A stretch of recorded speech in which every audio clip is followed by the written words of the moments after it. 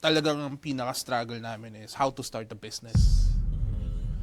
It's really hard kasi when we start the business here in Australia, wala kaming mapagtatanungan. Wala kaming mentor here in Australia na magtuturo sa amin how to start the business. If you focus on one thing, you make sure lang na you put your heart on it and you will do better. I think that's what I learned from my college days.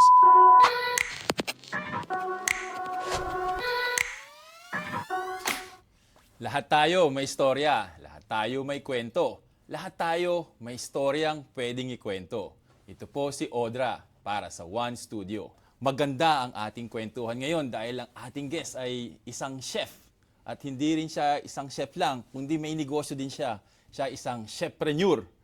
At siya rin mismo ang magkukwento sa akin ang kanyang istorya. Ladies and gentlemen, ang aking guest, pinapakilala ko sa inyo, si Ben. Ben, kamusta? Hey, finally, thank you very much. First of all, thank you for having me here sa One Studio and hope na magkaroon tayo ng konting value na ma-share natin sa mga viewers at listener niya dito sa podcast. Salamat din. Alam ko napaka-busy mo at you make time for us. Pero bago lumalim yung ating kwentuhan, magpakilala ka muna sa ating mga audience. Sino ba si Ben? Saan ba siya nanggaling? Galing ka bang Singapore? Pumunta dito? Ano bang iyong kwento? So right now, I'm a full-time head chef sa isang small private golf club and also executing our business as well. So our business is Brias Pucci. Oh. It is a Filipino frozen sesame balls. Available na rin kami sa some of the Filipino store dito sa Melbourne. Sa Melbourne. Saka sa mga Filipino cafe din na available na rin kami. Pag-uusapan natin yan. Sino pa yung natapos mo sa Philippines? Okay. Saan ka sa Philippines? Background ko naman, so born and raised sa Cavite. Caviteño. And but my mom is from Samar Leyte and my dad is from Antique, Valderrama. So I remember na parang doon na ako lumaki, doon nakakuha yung mom and dad ko ng bahay. Pero remember, yung buhay namin nun is pretty much average, no? Nasa line of Di mahirap, di mayaman. Yes, nasa line of poverty, going up, kumaklimb na konti. Pero we are pretty much average. Naalala ko na nag-aaral ako sa public and private. So, salin-salin, public-private. Kasi yung dad ko is still trying to give us a good education even though na nag-struggle kami sa buhay.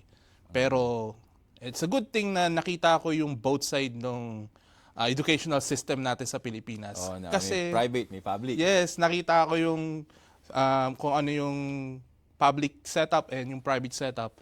And it helps na ma-build yung character na kung ano man ako ngayon. Ano bang tinapos ni Ben?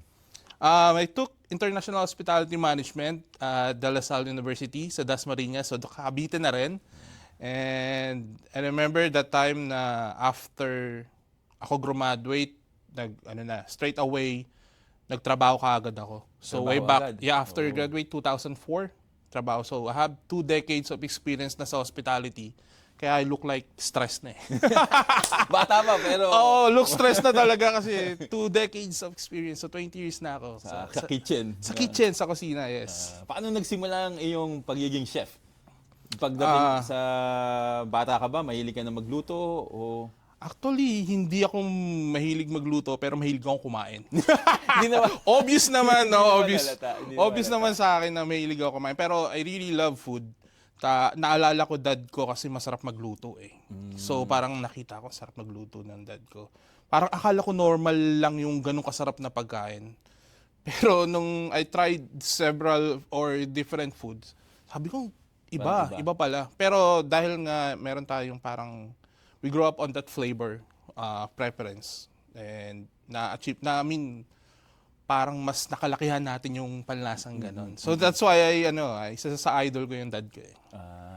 Sabi mo nung natapos mo ulit, International Hospitality Management. Oh. Yun. So after mong aral ng course na yun, may OJT pa ba yan? May mga OJT? Yes. So nag-OJT kami sa mga 5-star hotel. And then doon na-experience namin magtrabaho sa iba-ibang department. So front of the house, back of the house, sa purchasing, sa office. And we have chance na ma-experience kung ano yung Kung ano, gusto. ano yung mga magiging future o ano yung gusto namin sa after we graduate dun sa school. Obviously, naging chef ka, so gusto mo maging chef nun. So, ang kwento is, mas nag-enjoy ako sa kitchen at that time when I was on the OJT. And nakita ko talaga din yung yung values and nakita ko iba ang saya na naibibigay ng nagtatrabaho ka sa kusina. Eh. Siguro yun yung parang nakita ko nung nag-OJT ako na gusto ko sa ganitong environment. Masaya sila. Even though it's hardworking, pero nakita ko lahat ng tao nag-i-enjoy sa ginagawa nila. Kaya tinuloy mo yung pagiging chef. Pinusyo ko siya kasi siguro dahil na rin sa yun yung course. Usually naman sa akin, pagka ano yung graduate natin, yun na rin yung parang push natin kasi ito yung natapos natin. So yun na rin yung naging idea na siguro tuloy ko na. Kasi masaya naman, nag-enjoy naman ako. Pagkatapos mong gumraduate, diretso trabaho na. Right away, straight away. Ano yung unang naging trabaho mo? I remember may bahay kami sa Tagaytay. Then I apply for commie chef, so assistant cook sa isa sa private golf club sa Tagaytay. And that's my first experience. Commie, Ano sabihin nun? commie is a assistant cook. So start talaga ako below. Talaga when you start is Dishwasher, gano'n. dishwasher, then you're the assistant cook. So yun yung typically the commie 3 is yun yung assistant cook. So Ano pinagagawa nun? So yun yung tagahiwa, yun yung inuutusan, maglinis, so prep. So it will really humble you and ano talaga from start is you will learn a lot from that process. Pagkatapos nung experience na yon, ano na yung next mong job? Next experience is I tried kasi gusto ko rin ng Filipino food. Nagtrabaho ko sa Filipino restaurant. Sa abroad ba to? Philippines? Hindi, sa Pilipinas Philippines pa pa rin. to? So, nagtrabaho ako ng isang Filipino restaurant. I try to experience and talagang gusto ko matutunan kasi even though lumaki ako sa pagkain Pilipino, hindi ako nabigyan ng chance na turuan ng dad ko so, na magluto. Siguro hindi niya nakikita na mapupursue ako dun sa cooking. Pero dahil nagustuhan ko nga yung pagkain, gusto ko rin matuto. So I learned it from myself. So nag-aral ako dun sa Filipino restaurant. Filipino restaurant. So nagluluto ka na nun? Hindi ka na Yun na, assistant? nagluluto na ako Hindi ka noon. na So, taga-punas, di na. So, yun na yung chance na mag-lead na ako ng team. Oh. So, yun na yun. Small team pero Filipino restaurant.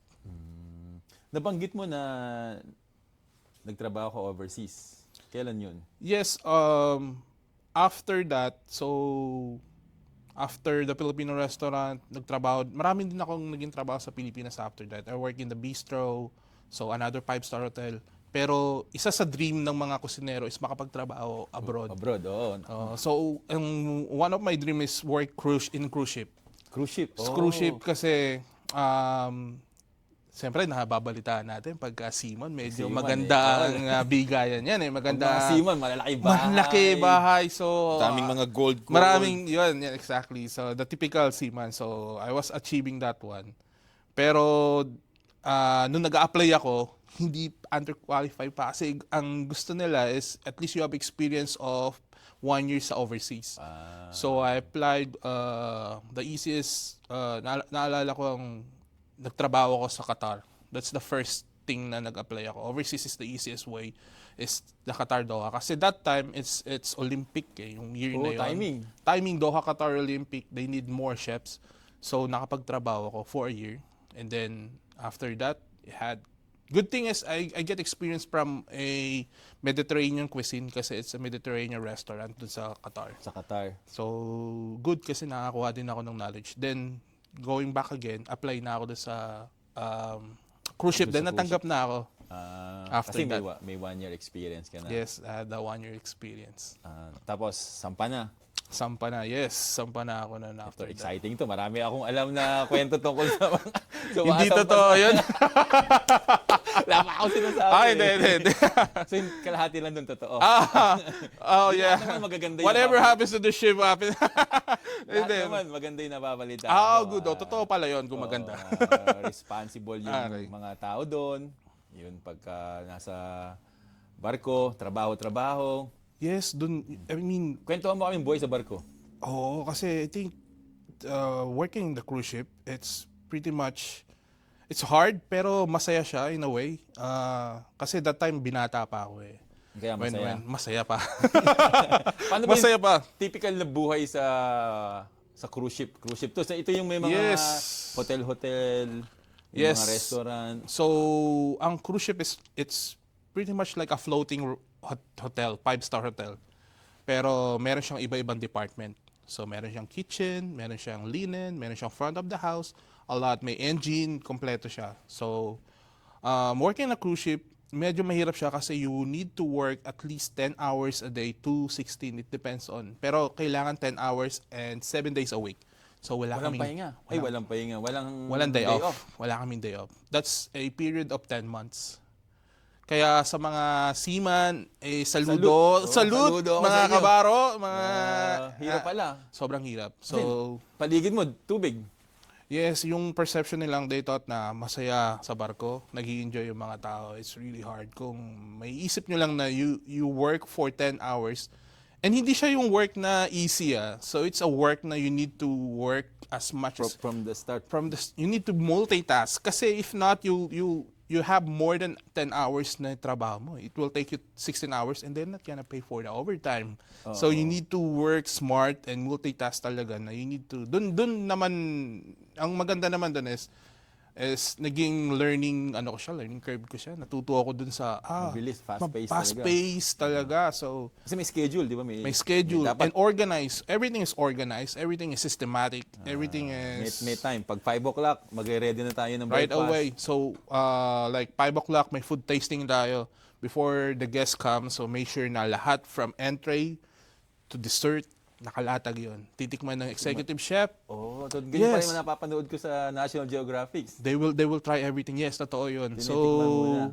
pag hindi, nagkamali ka, palit lahat ng preparation mo. Ulit na naman. Ulit na naman. So, that's the discipline that you need to achieve. So, hindi pwedeng hindi mo siya gawin ng high quality. So everything should be top notch. Everything should be on the spot. Even the flavor itself. Sobra sa alat, hindi maalat.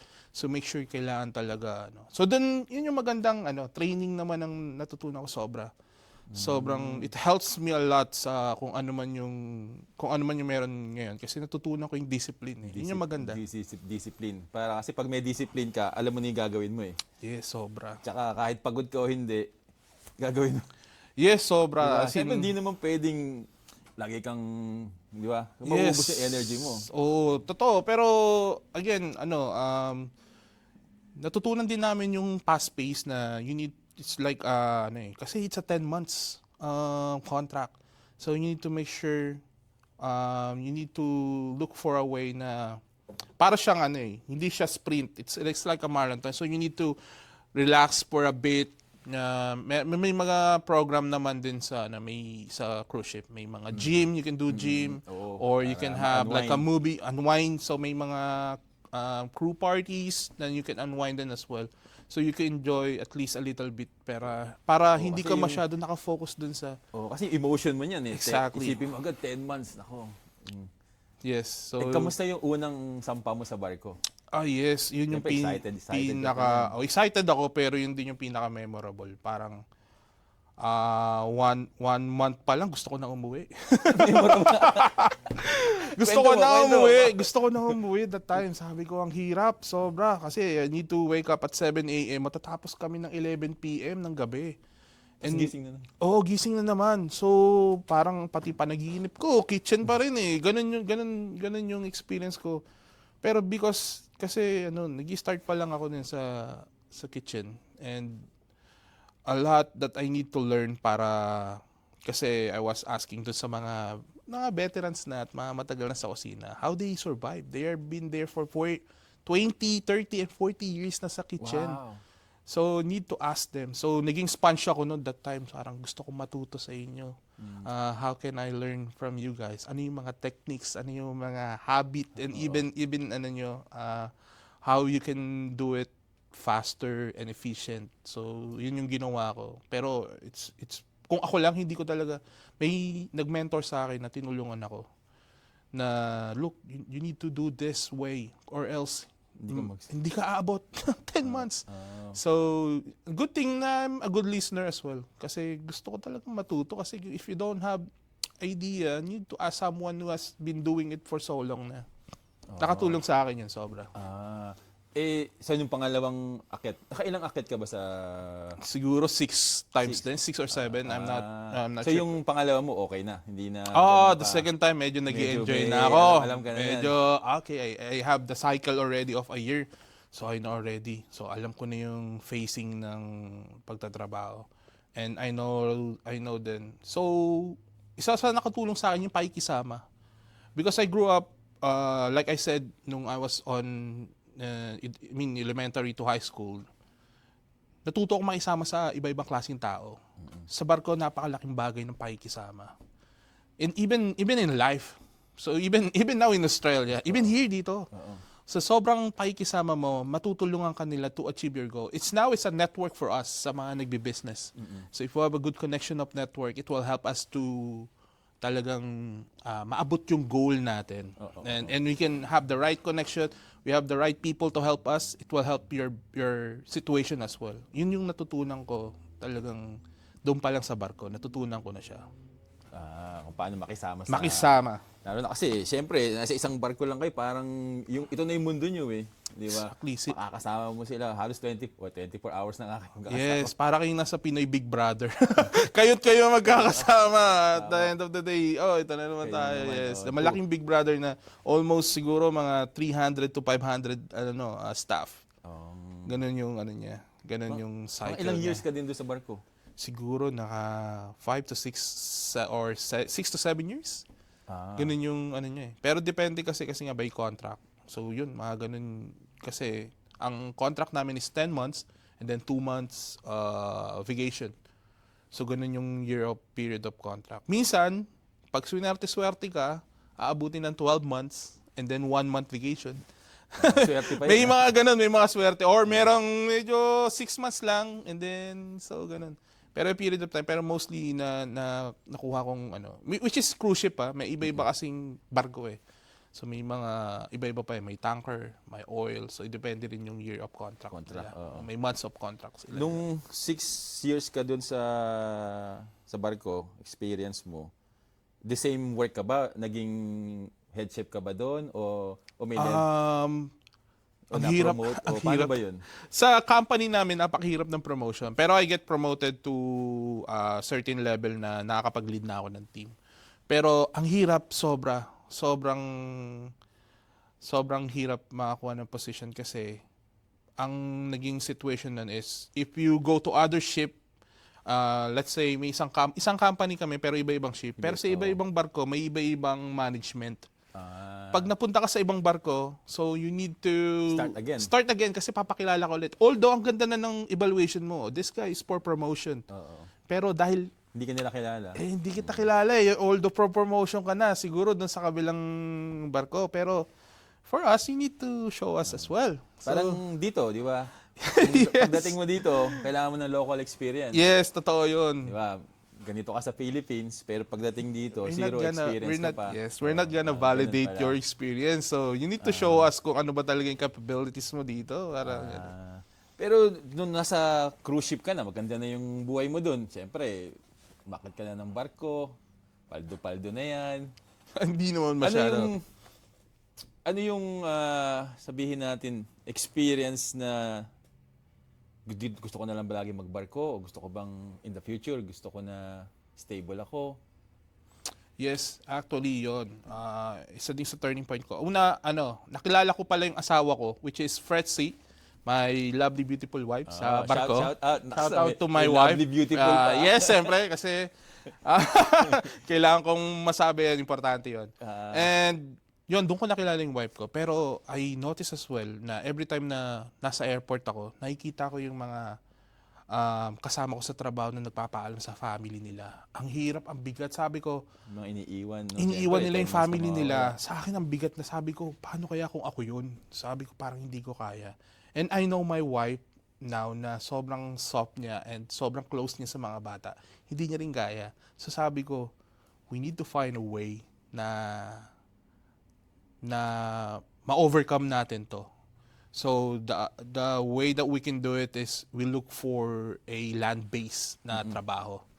And we pursue na makapunta tayo doon para makapag-start tayo ng family and hindi natin maranasan yung ang challenge na nararanasan ng mga kababayan natin na Iniiwan. nag-OFW. Kaya shoutout again sa OFW, hindi lang sa Seaman, sa mga OFW. Kasi minsan yung They sacrifice. yung time, yung tagal na nawala, minsan yung katulong na yung parents, Yes. mas niyayakap pa yung katulong kaysa yung tatay kasi wala nga yung tatay. Yes, sobra. Sobrang challenging nun. Kaya for us, napag-usapan namin ng asawa ko na we need to find a way na magawa natin ng paraan yung situation na yun. Dito na pumasok yung Australia o hindi pa? Which is, yun na nga. At meron kaming kaibigan na nauna na sa Australia, sa agency, and he told us na, bro, okay. positive yung agency and nandito kami sa Australia. So it's, it's a blessing for us na nagkaroon ng way. That time, it was 2014.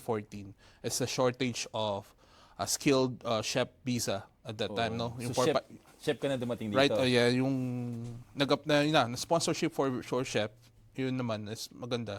Sakto din. 457 457, isa sa requirements nila at least 6 or 5 years experience sa 5-star or cruise ship. So which is good. Sakto. Pasok ako that time. Ayun. So, Ayun. nag-apply ka? Nag-apply ako and yun, natanggap naman. Luckily natanggap. And after parang 6 months process na, nandito na kami sa Australia. Kasama ko na yung asawa ko. Right away, yun. Dalawa kami. Tapos may trabaho ka na, May siyempre may trabaho na agad. Dito na Melbourne na agad yun. Melbourne na kaagad. Ano na siya, basic chef? Ano ba yun? Ano ba yung level ulit? So dito, entry level ka ulit, ganun? entry level, pero dito, ang kagandahan naman dito sa Australia, so CDP, I mean chef, which is the chef, and then sous chef, and then head chef. So there's a 3 level lang. Actually, it depends pa rin sa mga hotels and restaurants. So usually, typically naman dito sa Australia, they have 3 lang. So the CDPs, which is chef de partie, sous chef, and then the head chef. Meron pa mga high ranking of, it depends sa hotel, sa mga hotel dito. Pero usually naman nagtrabaho lang ako sa mga, first is my experience is pub hotel, and then second is golf club, then another one is golf club as well. Dito sa Australia. Sa Australia na to. Pero I start working as a CDP, chef de partie, and sous chef, and then get promoted to head chef. Head chef. So ngayon, head chef ka na. So Ngayon, may head mga tauhan ka na. Small team, yes. May mga small team, so may mga staff din tayo. Dati, taga-Punas, taga-Hiwa lang. Dating inuutusan ngayon, ikaw na nag-uutos. Yun. Tanong nga naman, no? Siguro, dating sumusunod, ngayon nagpapalead na ng team. Tama. Yan. Hindi naman, nakaka-inspired naman yung mga kwentong ganyan. Nabanggit mo dati, parang easy go lucky ka lang dati. Pero, paano ba yung easy go lucky na yun? Yeah, remember when I was nasa school days siguro, high school, college days. Napaka-easy go lucky ko lang. Parang hindi ko ina-achieve na mataas na grade, siguro pumasa lang. Siguro it's because of comparison sa sobrang proud kong kapatid na second to me is my sister. She's a high achiever talaga, sobrang talino ng kapatid ko. Pero nagkakaroon ng siguro way of my dad's challenge to me is kino-compare niya yung grades namin. And yung parang pinakamababa niya is my pinakamataas. Yung pinakamababa niya is 90 Parang yun yung pinakamataas ko, pero sa dad ko it was, look, yung pinakamababa mo, ay yung pinakamataas mo, yung pinakamababa lang ng sister mo, pero my sister is sobrang talino talaga kasi. Parang sa akin, why should I try kung lagi hindi, na lang mako-compare. Oo, nako-compare ako. So, goal ko na lang is ma-achieve ko, makapasa lang ako sa... So, ganun ko tingnan yung buhay Parang that time. light lang. Light, sobrang light. So, makapasa lang ako dyan. Good na ako eh. Okay na ako. So, yun lang yung sobrang easy go lucky ko. Pero, one instance in my college days is, I remember one teacher, si Miss Dredd, she explained to me na, alam mo, Ben, kung magsiseryoso ka lang, you can do better. Parang yun yung tumatak sa akin. Pero inisip ko na, hindi ko nga siniseryoso. Parang ano eh. Pero ano rin kasi, even though na I was easy-go-lucky person, na-achieve ko pa rin umabot sa top 10. Siguro mga top 8, top 9. Sabi naman, Pumapasok wala pa pa ako. effort yan. Hindi ko siya in-effort kasi parang sa tingin ko hindi siya achievement like my sister. My sister was a president of their college courses. So, my sister is entrepreneur. Siya ang president ng entrepreneur college. So, doon yung achievement niya. So, yung grades niya sobrang taas. Pero ako parang, di yun bilang para for me, parang yun yung idea ko at that time. Easy go lucky, pero may direksyon. Siguro medyo may responsable ng konti, pero hindi ko siya talaga ina-achieve. Pero doon ako nagulat na, bakit ako kinausap ng teacher ko? May nakikita siya na kakaiba sa'yo. Na, And after that, parang after a week, meron kaming isang, meron kaming simulation ng isa sa thesis, hindi naman sa thesis, isa sa course namin is simulate na magmamanage ka ng klase. And your other section will be, let's say, your restaurant. Naalala ko that time, makulit yung grupo namin. Hindi kami sumusunod sa ganon. Ngayon, naalala ko tuloy yung mga kalokohan. Oo, pinalid ako ng teacher ko, which is Ma'am Dred. Pinalid niya ako na, Ben, you'll be the manager of the next event. Sabi ko, bakit ako nagiging manage? Hindi lang, kasi I think, parang nakategorize ko kasi sa klase, diba na, we know already na merong groups yan. So, mga grupo na matatalino, Yes, grupo mga na ropor, may grupo ng mga kikay, mga pakit, and may mga grupo ng nerdy. So, yun yung sabi ko, paano ko sila mamamanage that time? So, pero, luckily enough, nakita ko kung paano ko i-manage kasi nakita ko yung strength and weaknesses nila.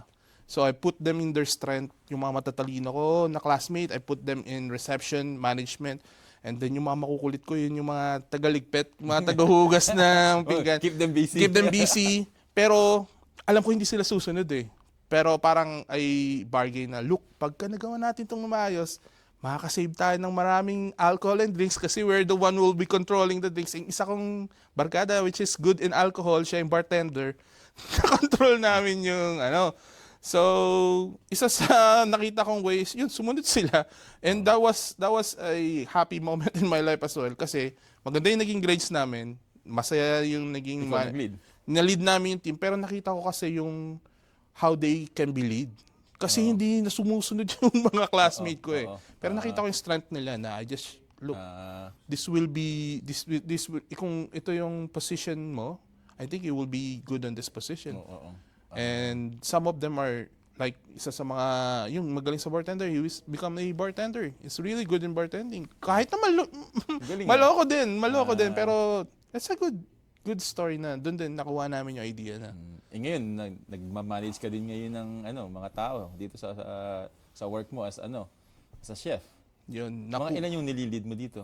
Konti lang. Siguro I have 3 or 4. Pero before meron akong pinagtrabaho na nasa 10.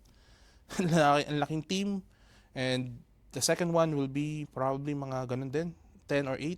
Pero now it's a small private club. So, pero yung style mo, ganun pa, easy go lucky pa din, approachable. I'm leaning towards to become leader rather than management style. I want people person. I want to lead my team, show them way. Ito yung pwede nating gawin para we want it to achieve a better performance for them. Na magkaroon tayo ng magandang goal din as well. We show a performance na kung ito yung gagawin natin, I think it will be long term for all of us. Hindi na, we are trying to achieve na magkaroon ng magandang sales pero in a good way na we share ideas and I can show you and technically mentoring them na to their full potential as well. Hindi yung ako yung leader, sunod ka lang. Di ba? I was kasi exposed din sa mga ganung style of Gordon Ramsay. Gordon Ramsay. I remember the time na I was working a cruise ship. It's old school way. Pag hindi nila nagustuhan yung pagkain mo, they will throw the plate in your face. Ang galing ko umilag noon kasi alam ko kung sablay yung pagkain ko, hindi. Ang galing ko umilag noon. Sabi ko mukhang sablay yung pagkain ko, iilag ako. Pero doon ko rin na-build yung confidence ko na, hindi, maganda yung, alam ko na, na perfect ko yung formula, or I mean, yung recipe na gusto niya, hindi ako iilag. Doon ko na na-build yung confidence ko na, okay. So, nakukuha ko na unti-unti. So, natutunan ko na, okay. Then, I see then na how kasi they are really passionate with food. Kaya pati yung emotion nila nadadala. Now, why should you give this kind of food na alam mo namang hindi ka masaya? Kaya minsan nararamdaman natin sa pagkain pag kumakain tayo. Iba yung, uy, sarap nito ah. So nakita mo yung... May naisip ako, totoo ba yon na pag nagluluto ka, lumalabas dun yung emotion mo? Kunya, nagluluto ka, tas masama loob mo. Lumalabas ba yun sa food? Totoo ba yun? Totoo yun. Naiinis Actually, ka. it's rare na it's one of the senses na isa bilang chef, nararamdaman ko yun minsan sa pagkain. Totoo Hindi, ba? ang hirap i-explain eh. Ano? Parang, Sige. kasi Bigyan I mo do kami ng sigurado yung understand mga na nanonood. by sa plating pa lang, the way they plate, the way the service, the way yung flavor, alam ko na, uy, may puso to. Hindi nila, minsan sa recipe, mababasa natin, ando doon yung mga ingredients, pero wala doon yung nakalagay na puso. Oo nga, di ba kasi sinasabi, ano ba yung secret ingredients dyan? Made it with love. Yeah, pero it depends kasi ang love depends on your mood. Kasi So, baka yung araw na yun hindi masaya si chef, kaya hindi maganda yung pagkain. lumalabas talaga dun sa... Sobra. totoo pala yun. It's rare na makita mo yun, pero pag nakita mo yun sa isang restaurant, kaya may mga restaurant na nagbibisi kasi they felt the love in the food. Kasi nakita nila yung passion about the food. Pagka kinain mo kasi yung isang food, tas masarap, it takes you somewhere, di ba? Sobra nostalgic. Minsan nostalgic na yun. Parang naalala mo yung pagkabata mo. Ay, natik mo. Parang Parang sa Ratatouille, di ba? Ratatouille, exactly. And even us na pag kumakain tayo dito sa mga Filipino restaurant, ito yung luto ng dad ko, luto ng mami ko, binabalik ka or dun sa luto ano. ng lola ko. Oo. Kasi you felt like sometimes at home, saka yung puso. Minsan kasi our parents or especially your lolas, they are the one who put loves on the Kaya food. iba pala yung lutong bahay. Totoo yun. Di ba? Kasi systematically iba kami gumalaw sa kitchen, pero kasi you need to perform in a fast pace. Oo nga, ina naman, fast-paced na Yeah, para sa barko. pero sa bahay, kahit 3 oras, 4 na oras, you willing to wait for the luto ni Lola or ni Mommy. Lalo na Kasi yung mga matagalutuin. mga kare-kare, kaldereta. I'm willing to wait for that kasi I want to talagang matikman ulit yung luto ng parents or lolo natin. Kasi they have love when they put the food. Sino ba yung pelikula tuloy? Naalala ko yung pelikula ni Aga Mulak ba yun? Yung nagluluto ng Yeah, kare-kare, with Claudine Barreto. Claudine. Yeah. Tagal na nung reference, matatanda na kasi. Napag-aalala tayong edad. Yung mga batang nanonood, i-google nyo na lang kung anong pelikula yan. Yep. Anong pelikula yun? Oo Aga nga. Mulak tsaka kay Claudine. Iba na eh. Kay na ngayon eh. Kay Sam Milby na saka yung Pero alam mo yun, nagluluto ng yeah. di ba? So, I remember that one. Tapos Bulag. iba yung luto ng chef sa luto ng bahay. lutong bahay. It's way different. Yun din yung isang challenge right now. Kasi it's really hard to explain to them na it's really challenging to put it in the fast-paced industry. Lalo na sa mga mabilisang It takes it takes a system. It's very technical siya, pero it's achievable. Maraming magagaling na Filipino restaurant dito sa Melbourne na talagang na-achieve nila yung ganung Shout out klase. sa mga Shout Pinoy out. restaurant. Pagka gusto nyo mag-guest dito, mga Pinoy restaurant, ito na lang. Nag-chef ka na sa Philippines, nag-chef ka sa Qatar, nag-chef ka din sa cruise ship, tsaka dito ngayon sa Australia, chef ka din. Ano yung mga pagkakaiba kung meron man nung 4 na yon as a chef ka, di ba, nagtrabaho sa lahat na yon. Kung meron. Pagkakaiba, I think Philippines, dahan-dahan lang. Totoo ba? Hindi ko alam. pagkakaiba, ang nakita ko lang siguro lang naman din standard lang eh. You need to be you need to make sure na you put your heart so for me kasi I always do that na make sure na I learn it from remember my teacher said na if you only put yourself, focus on Focus one on thing, seryosohin mo lang, you can do better. Yun yung naging ano ko nun eh. Parang bakit niya kailangan sabihin sa akin? And it helps me na parang if I'll become light or easy-go-lucky again, I need to make sure I'll do better. I need to make sure. So, kahit anong bansa, I remember na natutunan ko yung pagiging adaptability ko. Na-adapt ko siya sa anong sitwasyon. Kasi you really want to learn more. Saka laging empty cup, laging sponge. Laging may, saka laging Kahit parang na uhaw sa anong- Yes, sa learning. Uhaw sa learning. Hindi, I don't think na kahit na yung pinakamagaling na tao, they still want to learn more. And you learn from other people as well. Sobra. Yun yung naging ano ko dun eh. Naging attitude ko na I need to learn more and learn from other people as well. Maganda yung empty cup. Gusto ko yan. Yes. Gusto ko yung empty cup na yan para marami ka laging natutunan. Kasi yung iba, sabihin, I've been working in this industry for 10 years. Who are you to, parang ganun. Yung, pag ganun, parang overflow na yung cup nun, tatapon na lang kung ano man yung Yes, totoo yun. gusto mong sabihin. Pero nabalitaan ko din na chefpreneur. Ano ba yun? May chef na may negosyo. Pinasok Yes. mo na yung pagiging negosyante. Yes, actually, siguro pandemic time, marami naman talagang, maraming business na nasimula, nag-start na. So, doon din kami nagsimula noon. Pandemic 2021 siguro, 2021. na nag-execute kami nung product. Pero, before that, meron akong nakilala, napanood. Pandemic time, we always watch social media. Oo. And then, I have one time na naalala ko, merong isang business content creator. He is a content creator, pero he was telling his failure sa business. 10 years experience na nag-fail siya sa business. Then he explained lahat ng bakit siya nagkamali. Ito pala dapat kong gawin. And giving all of these principles and formula, ginamit namin siya as we start our business. Doon kami natuto na, akala ko before I need a big capital to start a business, pwede ka pala magsimula ng wala or a minimal capital.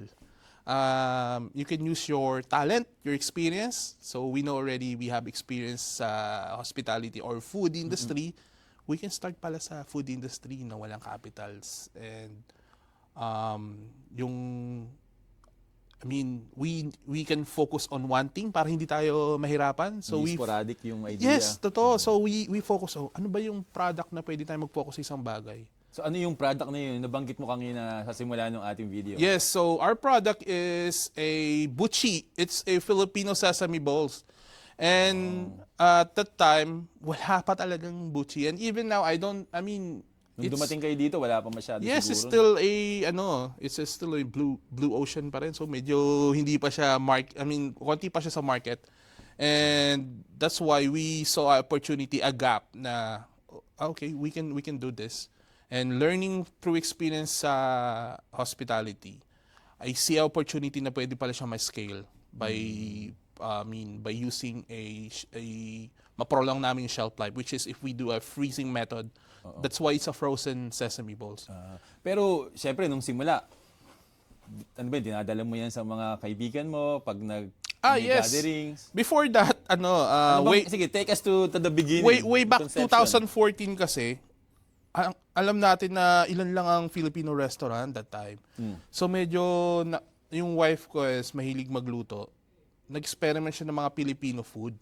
And then one of the nagawa niya, which is the buchi, yun yung nagkikrave kami. So nakatulong sa amin. Okay. Gawa tayo nito. Gawa tayo nito. So every time na may gatherings or birthdays, dala-dala namin siya. So, ayun yung nagiging potluck namin. So, Pagka may gatherings, yun yung binibigay. yun na kaagad binibigay namin. And it helped us Nauubos kasi, naman. yeah, nauubos, nagugustuhan nila. And we formulate natututo kami. Okay, na-perfect natin yung formula. So, Kagagawa. na-achieve namin na perfect namin yung formula. And then, then we saw opportunity kasi I was working in the restaurant. I remember ordering gyozas, frozen dumplings. Naisip ko, why should we... I think we can make a frozen buchi. And then, Kasi dati hindi pa frozen. Kasi pag yes, may gatherings gagawa. lang. So yung inisip ko, if we can make it sa frozen, we can scale it to other store. Filipino Yun ang aha store. moment mo, yung nakita mo yung Sabi ko, yes. frozen gyoza. And I remember I have a recipe of our frozen ice cream. So, kinuha ko rin yung idea na if I have the frozen ice cream, I make it as a sesame balls. It's different. Hindi talaga siya buchi technically. Pero the way the technique we made it is a frozen Parang- ice cream. Pero it's a ube halaya flavor. So, ang daming, in technical terms, medyo ano talaga siya. Hindi siya yung regular na buchi na we have. Pero Pero we dahil need to. experiment. Oh yeah, we did some experiment. Pero dahil nga we've been doing it for so long, we know already na ano yung right formula para sa kanya. And it's good na lutuin siya ng frozen kasi yung texture niya, it's much crispier. And na-formulate namin, okay, so we can do it frozen. And then we start on that one. So we start sa mga Filipino store and then we partner up sa mga cafe restaurant. I explain them as well na may market, may nanghahanap. Pero because we selling it as a frozen, we can push it to sa mga Filipino restaurant na if you wanted a cooked buchi, you can go to them. And not Okay. only buchi, they can have, siyempre yung mga available na mga... Available na pagkain doon sa... Yes. Yun naman yung gusto naming value na maibigay namin sa product. We try to help them as well. Naglalaway na ako. Meron ka ba dyang sample? May sample So, ka ba dyan? we have a Pinag-uusapan sample. natin. So this is our Brias Buchi logo. Bakit, So, ito yung- bakit Breya's Buchi? Sino ba- Okay. So Bria it's our daughter. So ito yung naging inspiration namin. Siya yung naging inspiration namin na magsimula ng business. Actually, we are thinking of before we have a mindset na we have decent trabaho naman.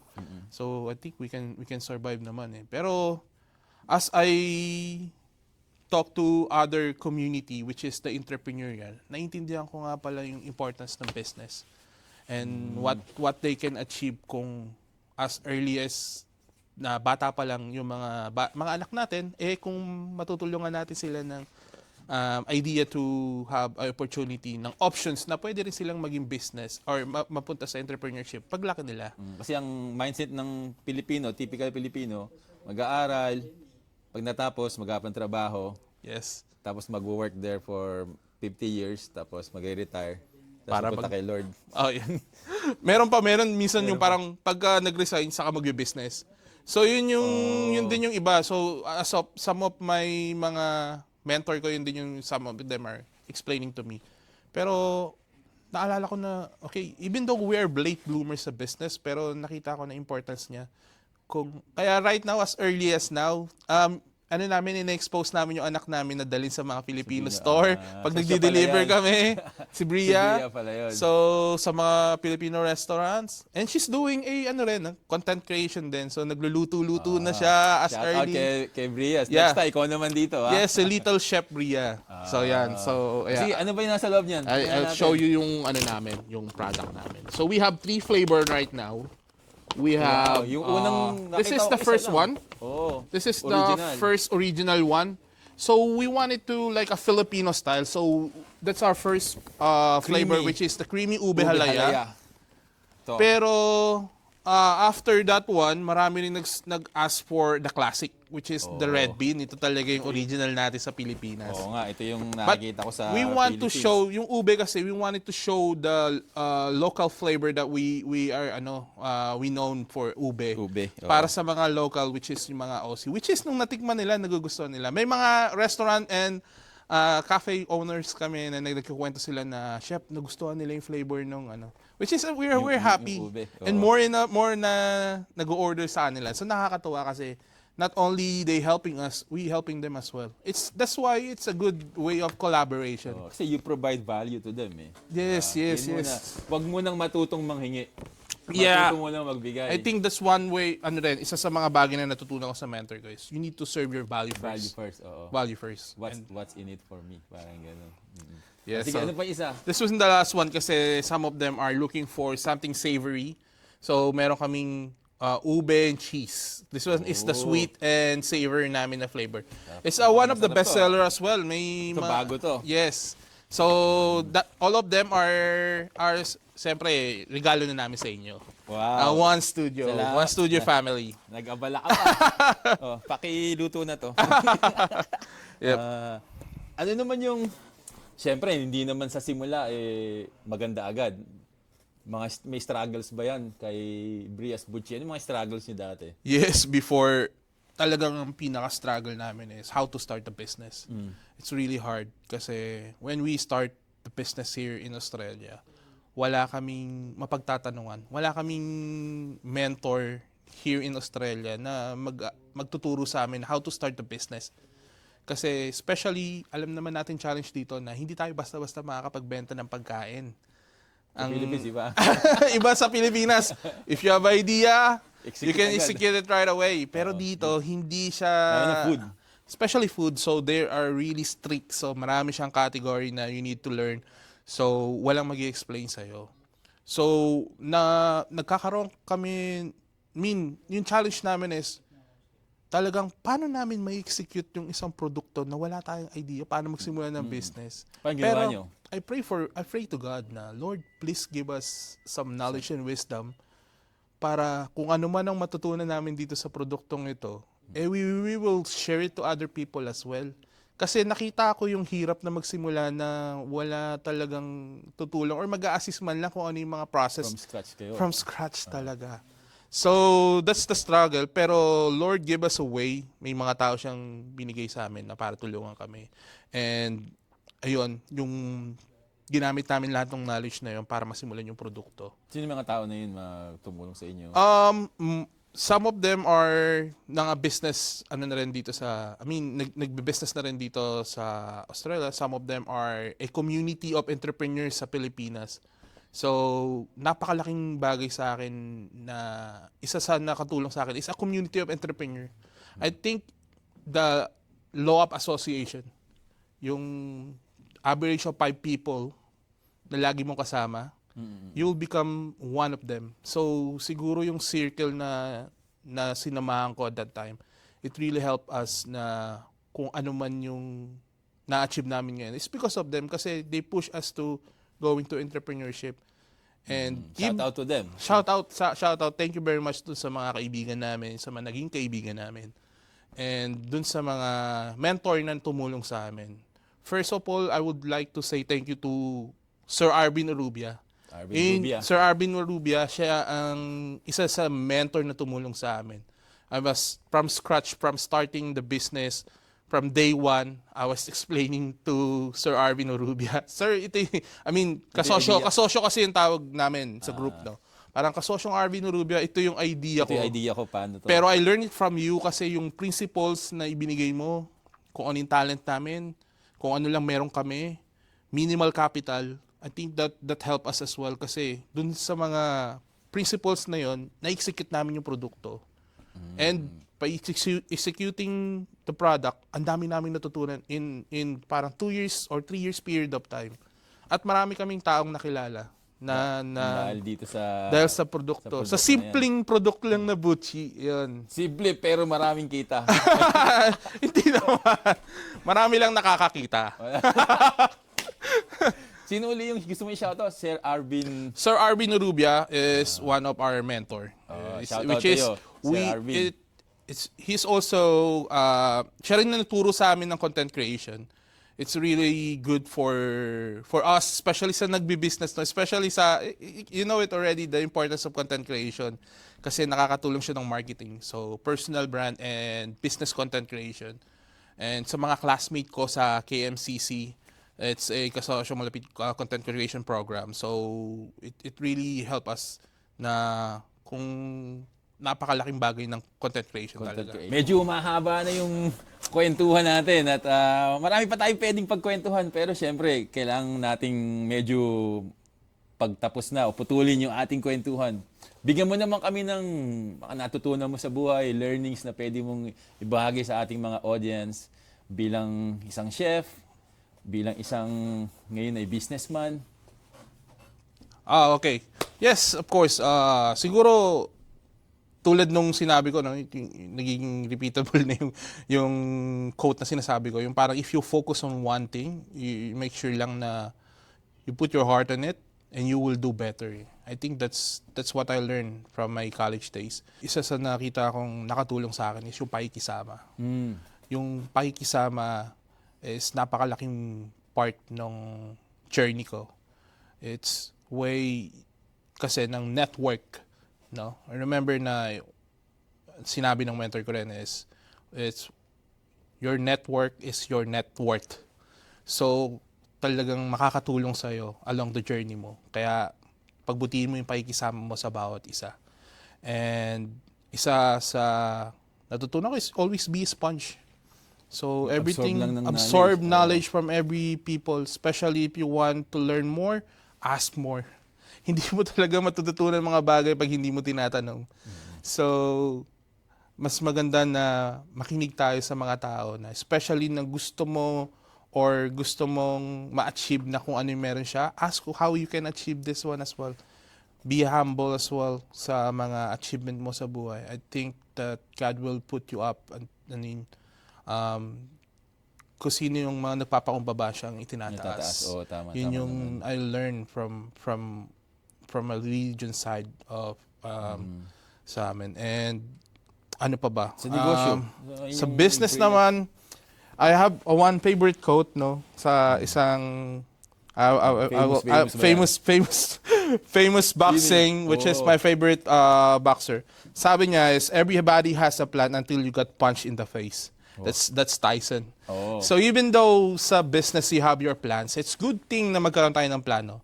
Pero you need to make sure na talagang lahat tayo darating sa punto na you will get problems sa business, maraming problema, pero you need to make sure na you can easily adapt to that situation or at least learn from the experience as well. So kaya maganda na mag-execute sa business para you will learn. You will learn. Malaman mo kung papalpak ba to o hindi. Actually, mas maganda nga you execute as early Oo. para you will learn more when you have your journey towards to your goals sa dulo. Oh, ganda nun Medyo malalim yung words of wisdom ni Chef. Pero bago tayo magtapos uli, saan ka ba namin makikita at paano kami makakabili ng Buchi na to? Yes, our Brias Buchi, we are available. We have a page, Brias Buchi and Facebook page.